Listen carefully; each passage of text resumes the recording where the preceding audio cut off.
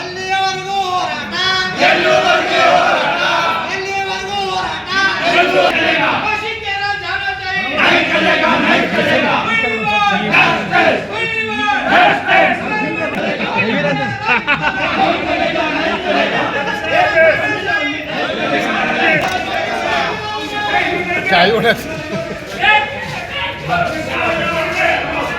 ಧಾರವಾಡಕ್ಕೆ ಪ್ರತ್ಯೇಕ ಮಹಾನಗರ ಪಾಲಿಕೆ ರಚನೆ ಮಾಡುವಂತೆ ಆಗ್ರಹಿಸಿ ನಡೆಯುತ್ತಿರುವ ಹೋರಾಟ ಇದೀಗ ತೀವ್ರ ಸ್ವರೂಪ ಪಡೆದುಕೊಂಡಿದೆ.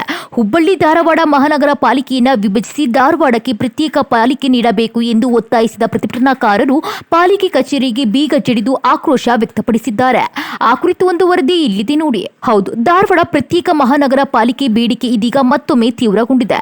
ಹುಬ್ಬಳ್ಳಿ ಧಾರವಾಡ ಜಂಟಿ ಪಾಲಿಕೆಯನ್ನು ವಿಭಜಿಸಿ ಧಾರವಾಡಕ್ಕೆ ಪ್ರತ್ಯೇಕ ಪಾಲಿಕೆ ರಚನೆ ಮಾಡಬೇಕು ಎಂದು ಒತ್ತಾಯಿಸಿ ಹೋರಾಟಗಾರರು ಪಾಲಿಕೆ ಕಚೇರಿಗಳಿಗೆ ಬೀಗ ಜಡಿದು ಪ್ರತಿಭಟನೆ ನಡೆಸಿದರು. ಧಾರವಾಡ ಮಹಾನಗರ ಪಾಲಿಕೆ ಕೇಂದ್ರ ಕಚೇರಿ ಆವರಣದಲ್ಲಿರುವ ಶಾಸಕ ಅರವಿಂದ್ ಬೆಲ್ಲಾದ್ ಕಚೇರಿ, ಮಹಾಪೌರ ಜ್ಯೋತಿ ಪಾಟೀಲ್ ಅವರ ಕಚೇರಿ ಹಾಗೂ ಪಾಲಿಕೆ ಆಯುಕ್ತ ಡಾಕ್ಟರ್ ರುದ್ರೇಶ್ ಗಾಳಿ ಅವರ ಕಚೇರಿಗಳಿಗೆ ಪ್ರತಿಭಟನಾಕಾರರು ಬೀಗ ಜಡಿದು ಆಕ್ರೋಶ ವ್ಯಕ್ತಪಡಿಸಿದರು. ಇನ್ನು ಧಾರವಾಡ ಪ್ರತ್ಯೇಕ ಪಾಲಿಕೆ ಹೋರಾಟ ವೇದಿಕೆ, ಧಾರವಾಡ ವಕೀಲರ ಸಂಘ ಹಾಗೂ ಧಾರವಾಡ ಧ್ವನಿ ಸಂಘಟನೆ ಸದಸ್ಯರು ಕಳೆದ ಹಲವು ದಿನಗಳಿಂದ ಧರಣಿ ಸತ್ಯಾಗ್ರಹ ನಡೆಸುತ್ತಿದ್ದಾರೆ. ಧಾರವಾಡ ಭಾಗ ಅಭಿವೃದ್ಧಿಯಲ್ಲಿ ನಿರ್ಲಕ್ಷ್ಯಕ್ಕೊಳಗಾಗಿದೆ ಎಂದು ಆರೋಪಿಸಿರುವ ಹೋರಾಟಗಾರರು ಅನುದಾನ ಹಂಚಿಕೆ ಹಾಗೂ ಮೂಲಭೂತ ಸೌಲಭ್ಯಗಳಲ್ಲೂ ಅನ್ಯಾಯವಾಗುತ್ತಿದೆ ಎಂದು ಆಕ್ರೋಶ ಹೊರಹಾಕಿದ್ರು. ಅಷ್ಟೇ ಅಲ್ಲದೆ ಪ್ರತಿಭಟನೆಯಿಂದ ಪಾಲಿಕೆ ಕಚೇರಿ ಕಾರ್ಯಾಚರಣೆಯಲ್ಲೂ ಕೆಲಕಾಲ ವ್ಯತ್ಯಯ ಉಂಟಾಯಿತು.